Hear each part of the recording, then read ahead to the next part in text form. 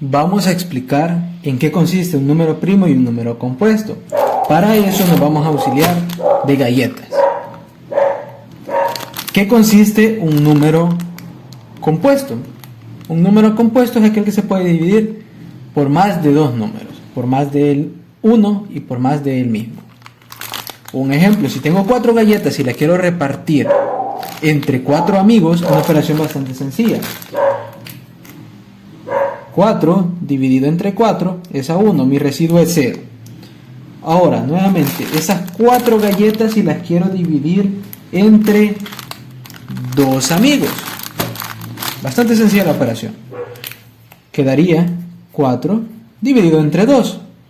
A 2, residuo 0. Nuevamente, las 4 galletas, pero yo no tengo amigos. Entonces me va a tocar comerme las galletas a mí. Es bastante sencilla la operación. Sería 4 galletas divididos entre 1, le toca 4 con residuo 0.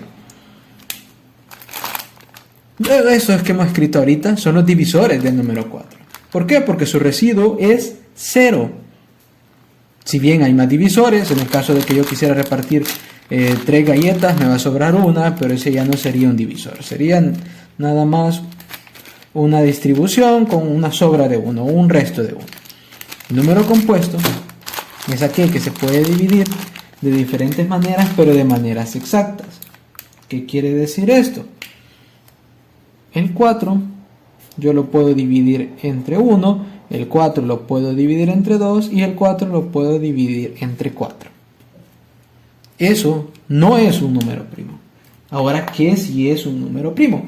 Un número primo es aquel, por ejemplo, el número 2, yo de manera exacta solo lo puedo dividir entre el 1 y entre el 2. Eso me darían residuos ceros en ambos casos y serían divisores del número 2. Un caso distinto o su contraparte si fuese el número 8. El número 8 lo puedo dividir entre 1, el número 8 lo puedo dividir entre 2, el número 8 lo puedo dividir entre 4 y el número 8 lo puedo dividir entre 8 mismo. El número primo solo es divisible entre la unidad y el mismo. Concepto elemental de número primo. Ahora vamos a enlistar los primeros 50 números y ver cuáles son los números primos, de manera rápida, que podemos llegar a conocer. Tenemos el listado de los números del 1 al 50. De estos vamos a ver cuáles son números primos. El 1 por defecto no lo es, así que se lo tachamos inmediatamente. Nos quedan el resto. El número 2. El número 2 sí cumple porque solo es divisible entre él mismo y la unidad. Ahora, debemos de tachar todos los números que sean múltiplos de 2, porque por tanto van a tener más de 2 divisores. El ejemplo que acabamos de hacer, por ejemplo, el número 4 es divisible entre 1, es divisible entre 4, pero también es divisible entre 2, porque es múltiplo.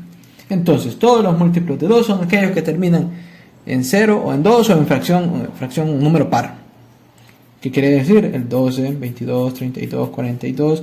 el 44, 34, 24, 14, 4, 6, 16, 26, 36, 46, 8, 18, 28, 38, 48, el 50, 40, 30, 20 y el 10. Prácticamente hemos tachado la gran mayoría de números que están en nuestra lista. Pero no hemos encontrado todos los números primos. Ahora evaluamos los del número 3. ¿El número 3 cumple? Sí cumple. Solo es divisible entre el número 3 y el 1, de manera exacta. Aplicamos más o menos el mismo criterio. ¿Cuáles serían los múltiplos de 3 que debemos de tachar?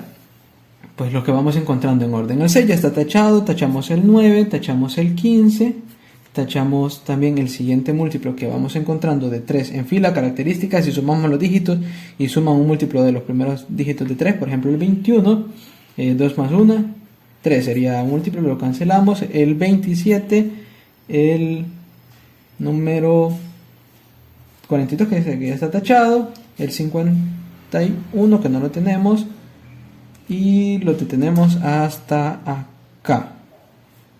Revisamos que no nos hayamos saltado ningún múltiplo. El 33 suma es múltiplo y los quedamos hasta acá. El 3 son los que cumplen con ser números primos. Seguimos progresando y veamos con los del 5. ¿Qué ocurre con el 5? El mismo criterio. Buscamos aquellos que sean múltiplos de 5. En su defecto, toda la columna que termina en 5 la vamos a tachar, y todos los que terminan en 0, eso ya lo teníamos tachados. Entonces básicamente se nos va acortando esta lista. Ahora, ¿qué nos hace falta? Buscar aquellos que sean múltiplos de ¿quién? De 7. El 7 sería el 14, sería el 21, sería el 28, que ya está tachado. Seguimos buscando, vamos a encontrar hasta el final que es el 49, porque 7 por 7 es 49. De ahí ya no hay ninguno. Revisamos los que nos han quedado. El 10 está tachado, el 9 está, el 8, 9, 10 están tachados. El número 11, vamos a verificar los primos del número 11. Para este caso, los primos del número 11 serían los múltiplos de 11, sería 22, 33, 44, que en su mayoría ya deberían de estar tachados. Verificamos 22, 33 y 44, efectivamente. Podríamos seguir progresando, pero aquí ya podemos decir que hemos encontrado los primeros números primos que aparecen en nuestra recta. Recuerden que estos son números infinitos. Nosotros solo hemos tomado los primeros que aparecen en nuestra recta. Aclaro, el número 39 lo debimos de haber tachado, así que lo hago ahorita. Y estos serían los primeros números primos que encontramos en nuestros factores, o que debemos de tener en nuestros factores. Esto sigue hasta el infinito y lo podemos hacer sin detenernos, pero no es necesario aprenderlo, eso lo podemos ir comprobando. Intentamos dividirlo entre el mismo y la unidad. Si se divide entre otro número, es un número no primo. Como el caso del número 39, que no lo había tachado, lo podemos dividir de manera exacta entre 3, por tanto deja de ser número primo.